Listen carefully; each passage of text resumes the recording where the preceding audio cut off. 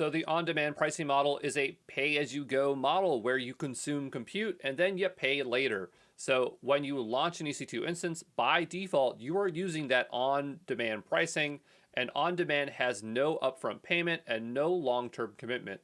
You are charged by the second up to a minimum of 60 seconds, so technically a minute, or the hour. So let's just talk about the difference between those per second billing and those per hour billing. So per second are for Linux, Windows, Windows with SQL Enterprise, Windows with SQL Standard, Windows with SQL Web Instances that do not have a separate hourly charge.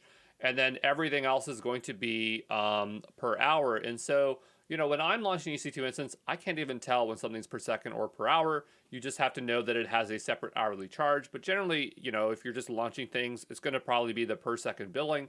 When you look up the hourly or the pricing, it's always shown in the hourly rate. So even if it is using per second billing, when you look up that pricing, it's always going to show it to you like that. But on your bill, you'll see it down to the second, okay? Up to the first 60 seconds.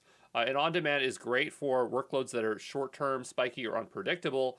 But when you have a new app development, this is where you want to experiment. And then when you're ready to start saving because you know exactly what that workload is going to be over the span of a year or three, that's where we're going to get into reserved instances, which we'll cover next.